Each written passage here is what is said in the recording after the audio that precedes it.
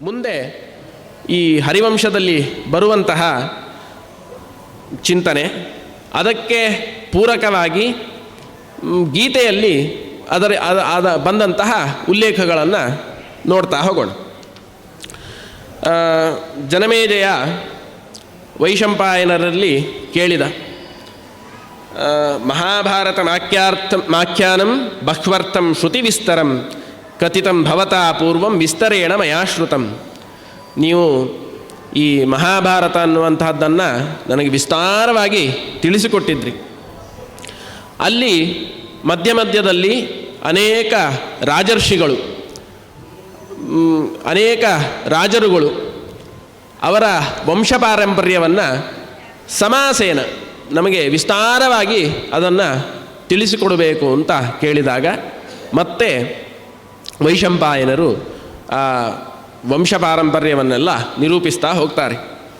ಭಾಗವತದಲ್ಲಿ ಇದು ನಿರೂಪಿತವಾದದ್ದೇ, ಆದರೂ ಕೂಡ ಪ್ರತ್ಯೇಕವಾಗಿ ಹರಿವಂಶದಲ್ಲಿ ಅದನ್ನು ಹೇಳ್ತಾ ಇದ್ದಾರೆ. ಯಾಕೆ ಅಂತ ಹೇಳಿ ಕೇಳಿದರೆ ಹರಿವಂಶದಲ್ಲಿ ಸುಲಭವಾಗಿ ಅದನ್ನು ನಿರೂಪಿಸ್ತಾರೆ. ಭಾಗವತವನ್ನು ಅರ್ಥ ಮಾಡಿಕೊಳ್ಳಿಕ್ಕೆ ತುಂಬ ಕಷ್ಟ. ಆದರೂ ಕೂಡ ಈ ಹರಿವಂಶದಲ್ಲಿ ಅದರ ಸಾರಭಾಗಗಳನ್ನೆಲ್ಲ ಸುಲಲಿತವಾದಂತಹ ಮಾತುಗಳಲ್ಲಿ ನಿರೂಪಿಸ್ತಾ ಹೋಗ್ತಾ ಇದ್ದಾರೆ. ಇದು ಎಲ್ಲ ಶೌನಕಾದಿ ಋಷಿಗಳಿಗೂ ಕೂಡ ಒಂದು ಜಿಜ್ಞಾಸೆ ಬಂತು.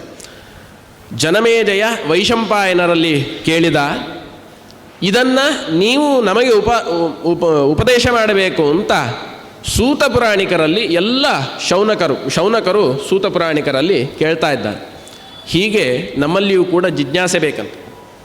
ಜಿಜ್ಞಾಸೆ ಅಂತ ಹೇಳಿದರೆ ಜ್ಞಾತುಂ ಇಚ್ಛಾ, ತಿಳ್ಕೊಳ್ಬೇಕು ಅನ್ನುವಂತಹ ಆಸೆ. ಆ ಹೊಸತಾದ ವಿಷಯಗಳನ್ನು ತಿಳ್ಕೊಳ್ಬೇಕು.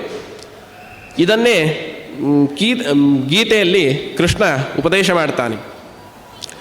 ತದ್ವಿದ್ಧಿ ಪ್ರಣಿಪಾತೇನ ಪರಿಪ್ರಶ್ನೇನ ಸೇವಯ ಉಪದೇಕ್ಷ್ಯಂತಿ ತೇ ಜ್ಞಾನಂ ಜ್ಞಾನಿನಃ ತತ್ವದರ್ಶಿನಃ. ನೀನು ಅರ್ಜುನನಿಗೆ ಹೇಳುವಂತಹ ಮಾತಿದು. ಪರಿಪ್ರಶ್ನೇನ ಸೇವಯ, ಪ್ರಶ್ನೆ ಮಾಡಬೇಕಂತ. ನಾವು ಯಾರು ತತ್ವದರ್ಶಿಗಳು, ಯಾರು ಜ್ಞಾನಿಗಳು ಅಂತ ಇದ್ದಾರೆ ಅವರಲ್ಲಿ ನಮ್ಮ ಪ್ರಶ್ನೆಗಳನ್ನೆಲ್ಲ ಕೇಳ್ತಾ ಹೋಗಬೇಕು. ಅಷ್ಟೇ ಅಲ್ಲ, ಸೇವೆಯ, ಅವರನ್ನು ಸೇವೆಯೂ ಕೂಡ ಮಾಡಬೇಕು. ಪ್ರಣಿಪಾತೇನ, ಅವರನ್ನು ನಮಸ್ಕರಿಸಲೂ ಬೇಕಂತ.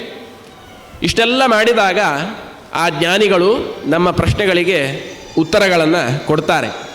ಹಾಗಾದರೆ ಕೃಷ್ಣ ಇಷ್ಟು ಹೇಳಿದರೆ ನಮಗೆ ಹಾಗಾದರೆ ಅರ್ಜುನ ಅಜ್ಞಾನಿಯೋ ಅಂತ ತಿಳಿಯುತ್ತೆ.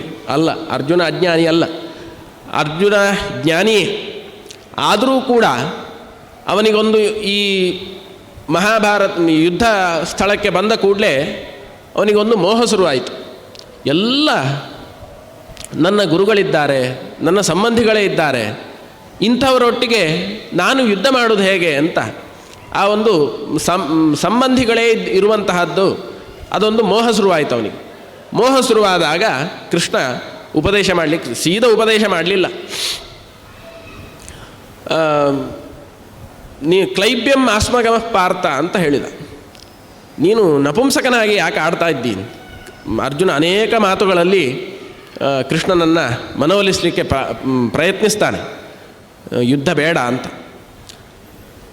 ಕೃಷ್ಣನಿಗೆ ಅವನಿಂದ ಯುದ್ಧ ಮಾಡಿಸಬೇಕು. ಅದಕ್ಕೋಸ್ಕರ ಅವ ಹೇಳಿದ ಮಾತು ಕ್ಲೈಬ್ಯಂ ಆಸ್ಮಗಮಃ ಪಾರ್ಥ. ಅಲ್ಲ, ನೀನ್ಯಾಕೆ ಷಂಡರ ಹಾಗೆ ಆಡ್ತಾ ಇದ್ದೀನಿ?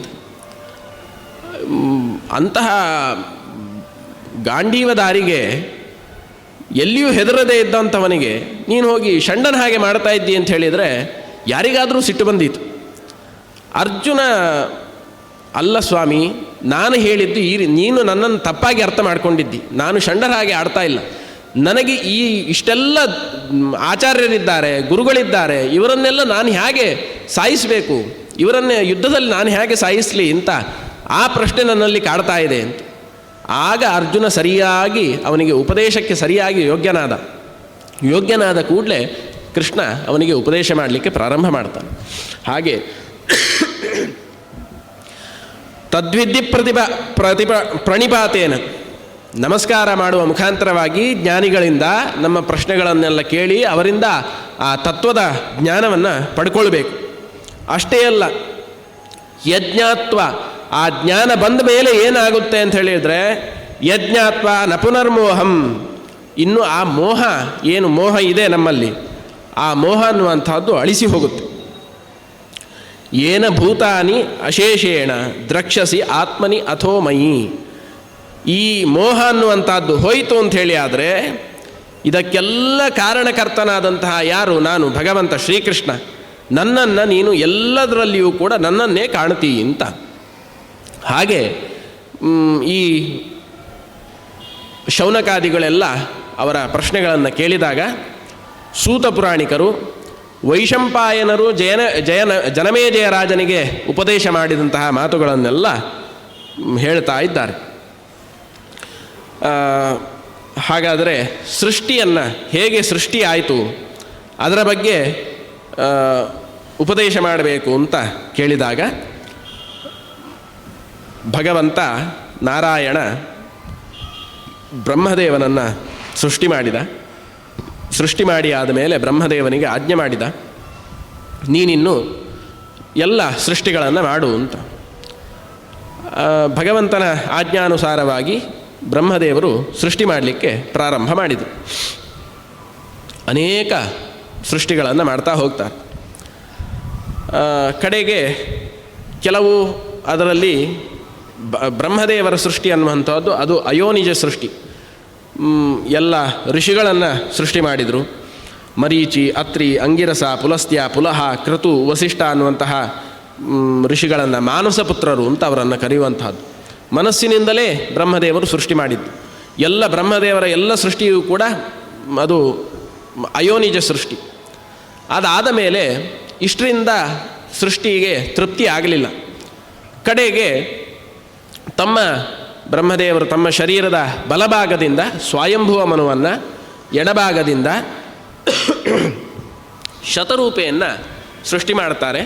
ಸೃಷ್ಟಿ ಮಾಡಿ ನೀವು ಇನ್ನು ಸೃಷ್ಟಿ ಮಾಡಿ ಅಂತ, ಪ್ರಜಾ ಸೃಷ್ಟಿಯಲ್ಲಿ ತೊಡಗಿ ಅಂತ ಹೇಳ್ತಾರೆ.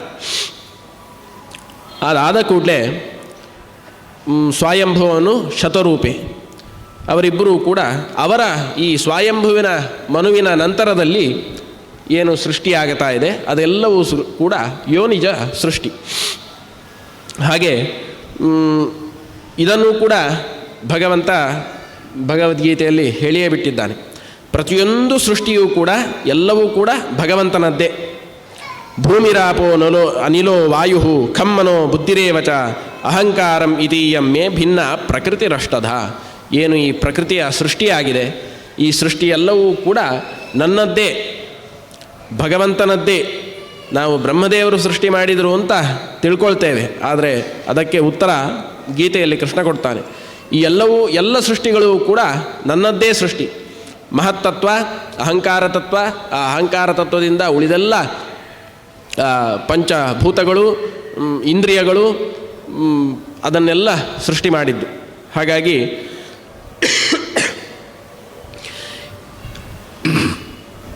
ಇಷ್ಟೆಲ್ಲ ಸೃಷ್ಟಿಯೂ ಕೂಡ ನನ್ನದ್ದೇ ಅಂತ ಕೃಷ್ಣ ಭಗವದ್ಗೀತೆಯಲ್ಲಿ ತೋರಿಸ್ತಾ, ಈ ಸ್ವಯಂಭುವ ಮನುವಿನ ಸೃಷ್ಟಿಯ ನಂತರದಲ್ಲಿ ಅವನ ವಂಶಾವಳಿಯನ್ನು ತಿಳಿಸ್ತಾ, ಸ್ವಯಂಭುವ ಮನು ಮತ್ತು ಶತರೂಪೆ ಇವರಿಬ್ಬರೂ ಸೇರಿ ಪ್ರಿಯವ್ರತ ಮತ್ತು ಉತ್ತಾನಪಾದ ಅಂತ ಅವರಿಬ್ಬರು ಮಕ್ಕಳನ್ನು ಪಡೀತಾರೆ. ಇಲ್ಲಿ ಈ ಸ್ವಯಂಭುವ ಮನುವನ್ನು ಒಂದು ಮನ್ವಂತರಕ್ಕೆ ಅಧಿಪತಿಯನ್ನಾಗಿ ಮಾಡ್ತಾರೆ. ಅದೇ ಸ್ವಯಂಭುವ ಮನ್ವಂತರ ಅಂತ. ಏನಿದು ಮನ್ವಂತರ ಅಂತ ಹೇಳಿದರೆ, 14 ಮನುಗಳು ಪ್ರತ್ಯೇಕವಾಗಿ ಅವರಿಗೆ ಇಂತಿಷ್ಟು ಕಾಲ ಅಂತ ಆಳ್ವಿಕೆಯ ಕಾಲವನ್ನು ಬ್ರಹ್ಮದೇವರು ಕೊಡ್ತಾರೆ. ಒಂದು ಯುಗ ಅಂತ ಹೇಳಿದರೆ ಕೃತ, ದ್ವಾಪರ, ತ್ರೇತ, ಕಲಿ ಈ 4 ಯುಗಗಳನ್ನು ಒಂದು ಮನ್ವಂತರ ಅಂತ ಹೇಳಿದರೆ ಯುಗಾನಾಂ ಏಕಸಪ್ತತಿ ಅಂತ 71 ಬಾರಿ ಅದು ಪುನರಾವರ್ತಿ ಆಗಬೇಕು. ಆದಾಗ ಅದನ್ನು ಒಂದು ಮನ್ವಂತರ ಅಂತ ಕರೀತಾರೆ. ಒಟ್ಟಿಗೆ 30,85,70,000 ವರ್ಷಗಳು ಅಂತ ಹೇಳಿದರೆ ಅದು ಒಂದು ಮನ್ವಂತರ ಅಂತ. ಇದನ್ನು ನಾವು ಊಹೆ ಮಾಡಿಕೊಳ್ಳಿಕ್ಕೆ ಸಾಧ್ಯ ಇಲ್ಲ. ಒಂದು ಮನ್ವಂತರದಲ್ಲಿ ನಾವೆಷ್ಟು ಜನ್ಮ ತಾಳಿ, ಎಷ್ಟು ಕೋಟಿ ವರ್ಷ ಜನ್ಮ ತಾಳಿರ್ತೇವೋ ನಮಗೆ ಅಂದಾಜಿಲ್ಲ. ಹೀಗೆ 14 ಮನ್ವಂತರಗಳು, 14 ಮನುಗಳು, ಆ 14 ಮನುಗಳಿಗೂ ಕೂಡ ಇಷ್ಟಿಷ್ಟು ಕಾಲ ಅವರಿಗೆ ಆಳ್ವಿಕೆಯ ಕಾಲವನ್ನು ಭಗವಂತ ಕೊಟ್ಟಿದ್ದಾನೆ.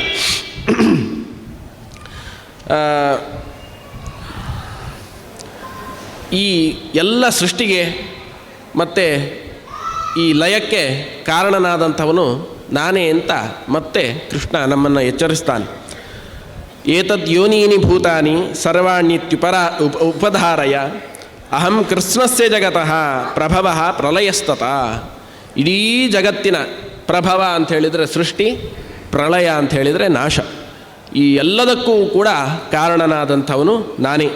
ಏತದ್ ಯೋನೀನಿ, ಈ ಯೋನಿಯಿಂದ ಸೃಷ್ಟಿಯಾದಂತಹ ಏನು ವಸ್ತುಗಳಿದೆ, ಈ ಪಂಚಭೂತಗಳಾಗಿರಬಹುದು ಅಥವಾ ಮನುಷ್ಯನ ಸೃಷ್ಟಿಯಾಗಿರಬಹುದು, ಯಾವುದೇ ಇದ್ದರೂ ಕೂಡ ಅದಕ್ಕೆಲ್ಲವುದಕ್ಕೂ ಕೂಡ ಪ್ರಭವ ನಾನೇ ಕಾರಣ, ಪ್ರಳಯ ಸೃಷ್ಟಿಗೂ ಕೂಡ ನಾನೇ ಕಾರಣ, ಪ್ರಳಯಕ್ಕೂ ಕೂಡ ನಾನೇ ಕಾರಣ ಅಂತ ಕೃಷ್ಣ ತೋರಿಸ್ತಾ ಅನೇಕರ ಸೃಷ್ಟಿಗಳನ್ನು ಜನಮೇಜಯ ರಾಜನಿಗೆ